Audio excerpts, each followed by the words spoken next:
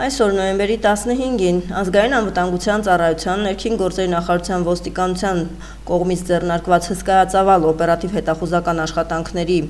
և գործողությունների արդյունքում Աբովյան քաղաքի բնակիչներ եղբայրներ 42-ամյա Աշոտ Սոխրաբյանցը և 34-ամյա Բենյամին Սոխրաբյանցը հայտնաբերվել և ձերբակալվել են։ Ներքին գործերի նախարարությունից հաստատում են տեղեկությունը, հիշեցնենք նոյեմբերի 10-ին ժամը 17:30-ի սահմաններում Աբովյան բժշկական կենտրոնից ահազանգեր ստացվել ոստիկանության Կոտայքի բաժին, որ շտապ օգնության բժիշկների հերթապահ բրիգադը գանչով մեկնել էր Աբովյան քաղաքի 2-րդ միկրոշրջան 20 հասցե Աբովյան քաղաքի համար 7 հիմնական դպրոցի մոտից դանակահարված քաղաքացու էր բուժօգնություն ցուցաբերել,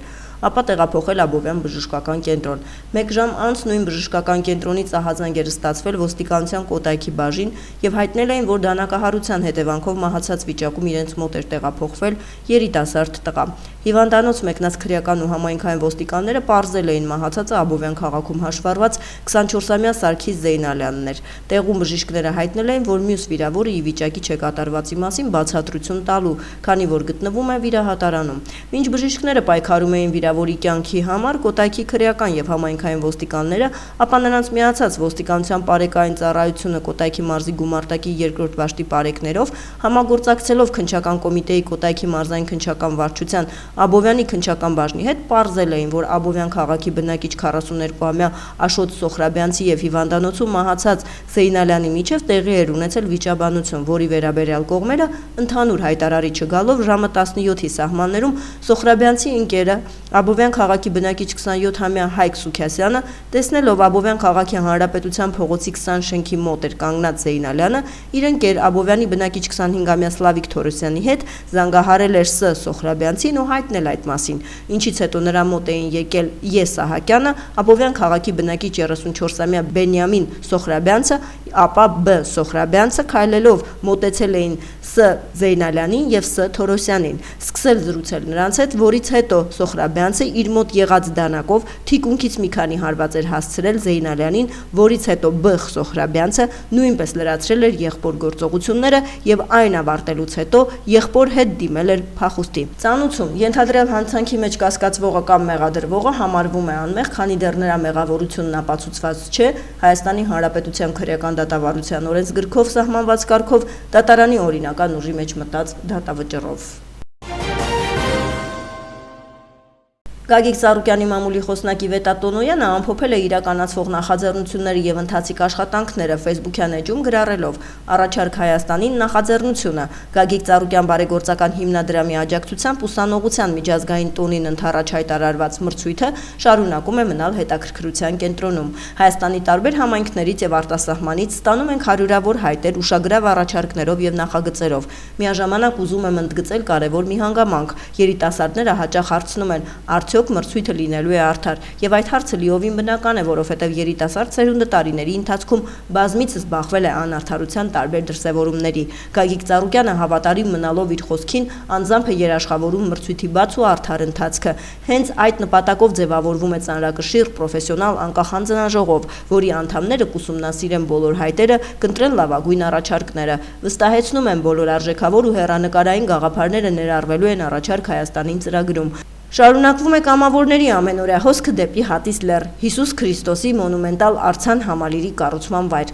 Տարբեր համայնքներից, ոլորտներից ու տարիքային խմբերից մարդիկ միանում են աշխատանքներին իրենց ներդրումն ունենալու այս կարևոր նախագծում։ Առաջարկ Հայաստանին ծրագրի շրջանակներում իրականացվում են ակտիվ մարզային այցելություններ։ Թիմի անդամները մասնակցում են բազմամ մարդ-հանդիպումների, հեռու և մոտիկ համայնքների բնակիչների հետ։ Գրանցվում է սպասվածից ավելի բարձր ակտիվություն։ Այս ծրագիրն իսկապես մեծ հետաքրքրություն է առաջացրել, քանի որ մարդկանց համախմբում է իր վերկուսակցական գաղափարով։ Մեր թիմակիցները մարզերի բնակիչներին լսում են, գույքագրում խնդիրները, հավաքագրում առաջարկները, որպեսզի դրանք այնուհետև ներկայացվեն Առաջարկ Հայաստանին ծրագրին հետագա քննարկման համար։ Շնորհակալություն բոլորին ակտիվ մասնակցության, ներգրավվածության և վստահության համար։ Շարունակելու ենք աշխատել առավել ակտիվ, հետևողական ու պատասխանատու։ Facebook-յան էջում գրառել է Իվետա Տոնոյանը։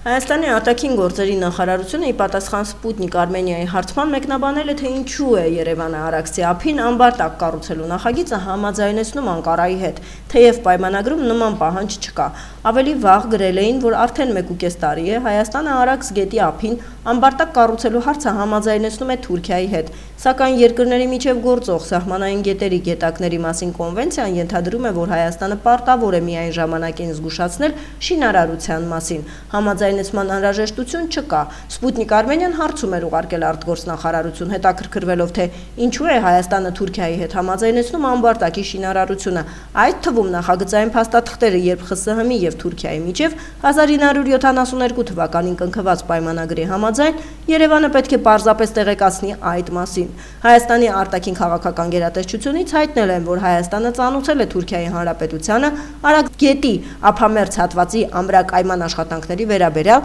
պայմանագրային դրույթներին համապատասխան։ Միաժամանակ ըստ անհրաժեշտության կողմերի միջև թեմային վերաբերյալ լինում են շփումներ եւ խորհրդակցություններ երկու հարևան երկրների միջև համագործակցության տրամաբանության մեջ, հավելել են արտգործնախարարությունից։ Նշենք, որ տարածքային կառավարման եւ ենթակառուցվածքների նախարարությունից ավելի վաղ հայտնել էին ոչ թե ծանոթման, այլ հենց համաձայնեցման մասին։ Մասնավորապես ամիսներ առաջ հայտնել էին, որ արտգործնախարարության միջնորդությամբ շարունակվում է նախագծային փաստաթղթերը թուրքական կողմի հետ համաձայնեցնելու գործընթացը։ Համաձայնեցնելու մասին նմանօրինակ պատասխան էին ստացել նաև անցյալ տարվա ամռանը։ Ավելի վաղ Սպուտնիկ Արմենիան գրել էր, որ Արաքսավան եւ Բուրաստան համայնքների շրջանում Արաքս գետը նախկին հուն վերադարձնելու համար ամբարտակի կառուցման արժեքը կկազմի մոտ $1 միլիոն։ Հիշեցնենք, որ ավազի ապօրինի արդյունահանման հետևանքով Արաքս գետը, որով անցնում է Թուրքիայի հետ սահմանը, փոխել է հունը եւ դրա սահմաններից դուրս ձևավորվել է մոտ 400 հեկտար մակերեսով կղզի։ Խնդիրներից խուսափելու համար նախարարությունը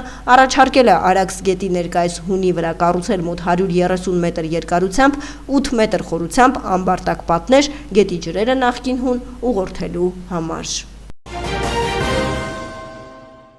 Նորին Սուրբոցություն Տեր Գարեգին երկրորդ ամենայն հայոց կաթողիկոսը հայրապետական այցով Հնդկաստանում է եղել։ Նորին սրբությունը հանդիպումներ է ունեցել Կալկաթայի Սուրբ Նազարեթ եկեղեցու հոգաբարձուների, հայոց մարդասիրական ճեմարանի տնօրինության եւ ուսուցիչների հետ։ Շողակաթ հեռուստաընկերության տեսանյութում նշվում է, որ Գարեգին երկրորդն այցելել է Դավիդյան օրիորդաց վարժարանի հիմնանորոգվող կեցության մասնաշենք, որը մի քանի ամսից դռները կբացի մարդասիրական ճեմարանում ուսանող աղջիկների առաջ։ Նրանց համար ստեղծվում են լավագույն պայմանները կեցության եւ կրթության համար։ 2010-ին փակվել է կենտրոնը եւ շուրջ 16 տարվա համար աշխատանք է պահանջվել, որպեսզի շենքը վերակառուցելու արտոնություն ձեռք բերվի։ Հայոց հայրապետը հատուկ միջնորդությամբ դիմել է Հնդկաստանի կառավարությանը։ Ուզում եմ իմ գնահատանքի խոսքը բերել մարդասիրական ճեմարան տեսչին եւ Սուրբ Նազարեթ եկեղեցու հոգեվոր հովին Տաճատ Հայր Սուրբին, որ ամբողջական նվիրումով լծված է ձեզ կրթելու, դաստիարակելու, ձեզ օգտակար ծառայություն մատուցելու նվիրական գործին։ Ավելի մեծ երջանկություն հոգևորականի համար չկա,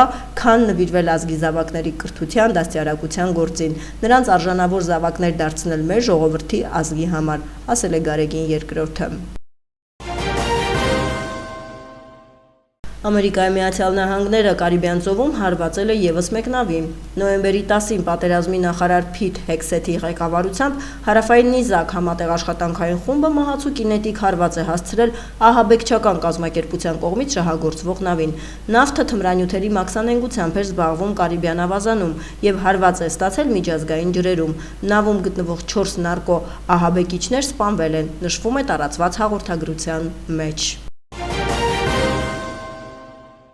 Անգլիայի հազարավոր կրտսեր բժիշկներ գործադուլ են հայտարարել աշխատավարձի հետ կապված վեճի պատճառով, հաղորդում է Reuters գործակալությունը։ Հնգօրյա բողոքի ցույցը տեղի է ունեցել կառավարության հետ նոր որակավորված բժիշկների շրջանում գործազրկության խնդիրը լուծելու հավաստի ծրագիր մշակելու եւ իրական աշխատավարձերի տարիներ շարունակ անկման վերաբերյալ բանակցությունների ձախողումից հետո։ Անցյալ տարի նորընտիր լեյբորիստական կառավարությունը արագ համաձայնության է եկել կրտսեր բժիշկների հետ աշխատավարձի 22%-ով բարձրացման վերաբերյալ, հույս ունենալով վերջ դնել նախորդ պահպանողական կառավարության օրոք գործադուլների երկար շարքին։ Սակայն այս տարի բժիշկները վերադարձել մասնակցել են պիկետների, պահանջելով հետագա բարձրացումներ։ Առողջապահության նախարար Ուես Սթրիթինգը հրաժարվել է բարձրացնել աշխատավարձը, վկայակոչելով կառավարության կողմից ֆինանսավորման չնչին մասը։ Նա պնդել է, որ 3 տարվա ընթացքում նրանք ստացել են գրեթե 30% աճ, սակայն բրիտանական բժշկական ասոցիացիան պնդում է, որ բժիշկներին անհրաժեշտ է ևս 26%-ով բարձրացնել աշխատավարձը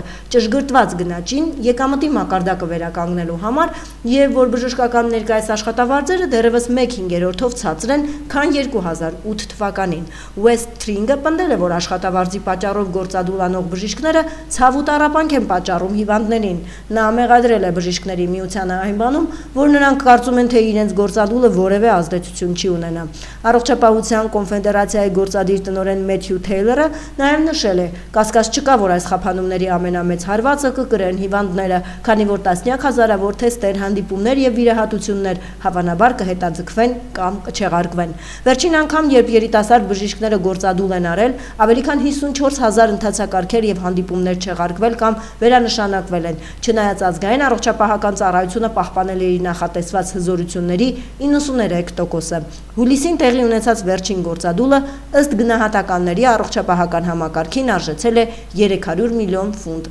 ստերլինգ։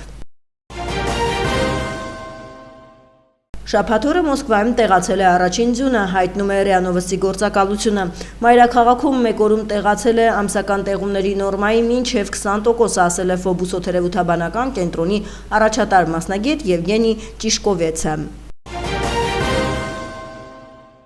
Նոյեմբերի 15-ի գիշերը տեղի ունեցել նախավերջին հզորության դասի արեգակնային բռնկումը, փոխանցում է ՏԱՍՍ գործակալությունը, որին հայտնել է Կիրառական երկրաֆիզիկայի ինստիտուտը։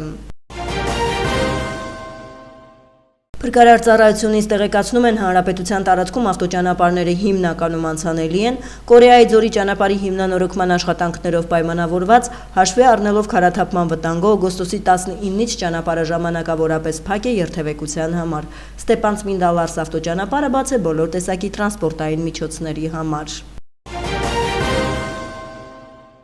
Հիդրոթերևութաբանության և մոնիտորինգի կենտրոնից փոխանցում են նոյեմբերի 16-ից 17-ին հանրապետության առանձին շրջաններում սպասվում են կարճատև տեղումներ, գիշերը լեռնային գոտիներում ձնախառն անձրևի տեսքով։ Նոյեմբերի 18-ին և 19-ին սպասվում է առանց տեղումների եղանակ, քամին հարավ-արևմտյան 2-ից 5 մետր վարկյան արագությամբ։ Օդի ջերմաստիճանը նոյեմբերի 16-ի ցերեկը կնվազի 3-ից 5 աստիճանով, նոյեմբերի 17-ից 19-ին աստիճանաբար նույնքան կբարձրանա։